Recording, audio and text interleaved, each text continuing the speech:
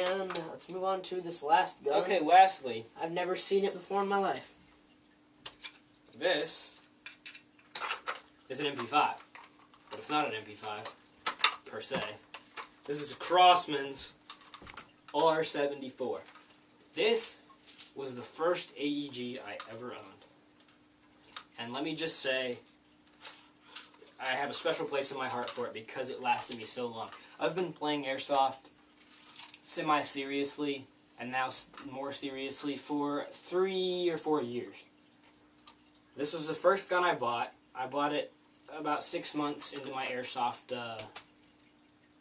my first Airsoft initiation, and it's been serving me well up until about 2 months ago, actually, when the gearbox seized up.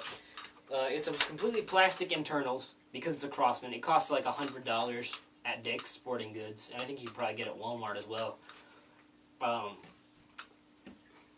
They call it the Pulse R74, if you're interested. But Pulse R. It's all plastic internals. I mean, I think the inner barrel is the only thing that's metal on this gun. Well, no, I take that back. There's some metal components, like the mag release and the charging handle, which doesn't actually do anything but looks cool. And, like the sling mounts and stuff are metal. But the only internals that are metal on this gun would be the inner barrel. All the gearbox is sealed. It's a sealed plastic gearbox, so it's not like you can get in there and repair it or anything if it seizes up. But, like I said, mine lasted me for through about 3 hard years of use. And only recently I was out on a recon mission and we were crawling up in the weeds and we had an enemy squad in sight. He was actually a part of the enemy squad. And me and my friend were laying here and they were about to just step on us. They were that close. And I raised up and squeezed the trigger, and the worst sound you will ever hear in combat is chick when you go to squeeze the trigger. And it jammed up on me, and I smacked it around a little bit and got it to run again for a few minutes, and it seized up again for good. And I mean, it's been around for 3 years, and plastic gears going through a hard 3 years of use, that's damn good. I mean, honestly, I wouldn't have expected this to last more than a year. And I put it through some abuse, too. I've taken this thing everywhere. It's small and compact. I love the MP5's design. That's the #1 bonus about this gun, is it is a great MP5 replica. It feels good. You feel like an SAS, you know, operative about to go bust in and save some hostages. I personally love this form of collapsible stock. It makes it transportable, easy to use. You've got sling mounts here and here. It's got the H&K patented front and rear iron sights, which I love this design of iron sight, by the way. Fake charging handle, just for the cool factor. And the battery goes inside the front handguard there, and that's a tight fit. I've had some problems with that, as you can probably see by the tape. I've had to repair it several times. But that goes back on there. The hop-up is actually adjusted from right here, and it doesn't do a lot because this, I mean, shoots about 300 FPS, I think, in that, which was fine for. Honestly, I could keep up barely. Could keep up barely with nicer guns. But it was time to move on, and this thing lasted me for a good 3 years, and I'm glad it did. This is the magazine. It actually is a high-cap magazine. This is not 2 mags. This is just 1. And the way they made the high-cap magazine is, it's got the reservoir in the secondary fake mag, and there's another reservoir back there. But it's a single stack feed. I think it holds 350 rounds, something like that. And you smack that in there, and that's not a bad looking gun. That looks pretty mean, you know. And it's a good comfortable hold right there. Like I said, SAS busting in, killing some terrorists. The front falling off their gun. Shooting some ragheads, you know. So, and yeah, there's a pin that goes in here that holds this on that I've since lost trying to repair it, but there you go, there's your MP5. And like I said, it's a little expensive. Honestly, if you have $100 to spend on an airsoft gun, go online, go to Airsoft GI, go to Airsplat, go to Evike, go to any of these big online retailers, and you can get like a Cybergun AK-47 or for 20 bucks more, a quality JG that's a good entry gun that'll last you for a long time. So if you're willing to spend this kind of money, don't get this. Don't get a Crossman. Don't get a Dick's gun. But that being said, I wouldn't recommend that anyone else buy this gun because I think I had an unusual experience. I think this was incredibly rare and lucky that it lasted me this long and did as well as it did, because this was dropped and thrown around, and this was my only real primary for the longest time. So this was great to me, but I don't think I'd recommend it because I don't know if it would be great to everyone else. Alright, so after this, do you want to do a, alright, well, So anyway, that's, those are the guns that we have today. these are our budget guns. This is, everything here is around under 100 and, I think this is 120. So everything here is under $120. And, if you're looking for a cheap Springer toy to play with, or if you're just trying to get into Airsoft and you're wondering, what kind of gun can I get to plink around with? You'd be looking for one of these. Now, Sawyer, if you were going to buy a cheap plinker out of any of these, which would you get and why? Put this back. I would have to say the TAC. So you would choose the TAC one. Yes, I would.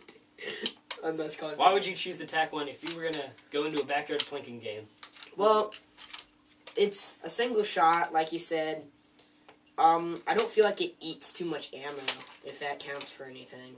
So, I mean, I would feel a lot more, you know, I can hit my guys without... I agree with you. Yeah. No. I don't really have to, I mean, it's pretty durable. I can drop it, I can throw it around, you know.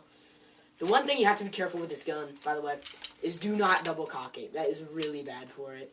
I mean, you can do that, but don't. A lot of people are like, hey, you can slam fire this gun. No, don't. It says on the box, slam fire capability, which basically means you hold the trigger down and you slam the charging handle, and it'll fire faster.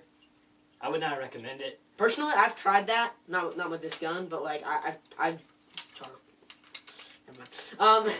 My friend had a gun like this, and I tried it with him. It didn't even work for me. Like I would hold it down, and I would shoot maybe once, and then I had to kind of readjust those. The mechanism isn't designed for that, so don't if you want to keep it around. It's really bad for it too. The spring will just die really quickly. So we had a jamming issue with this one that we nice actually too. had to fix because of the slam fire.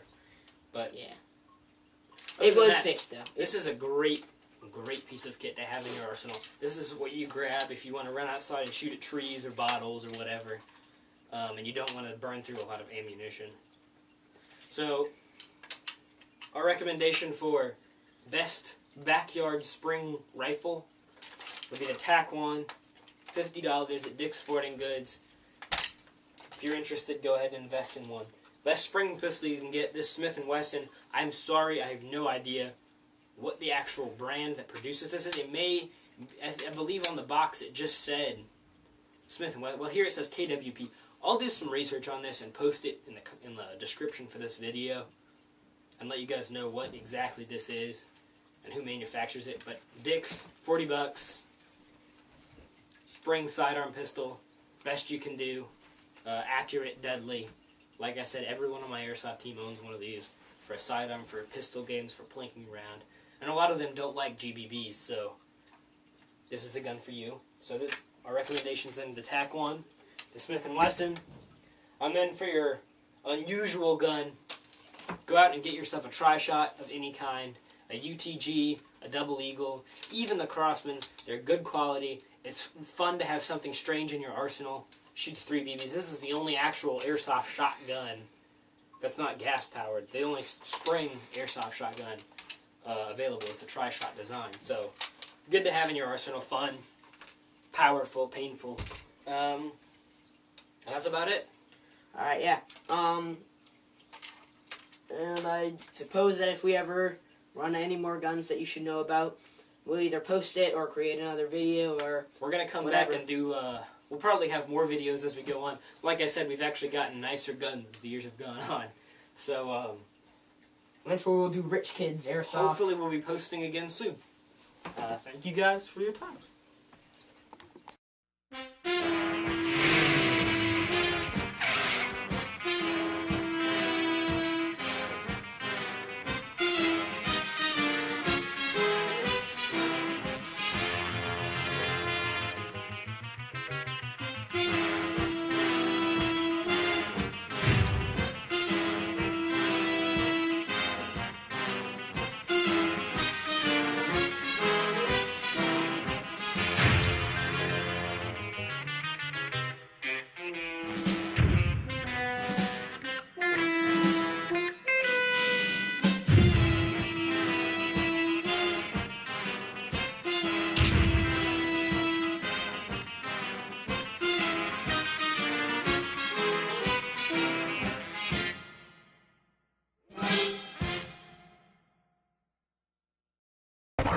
tuning direction.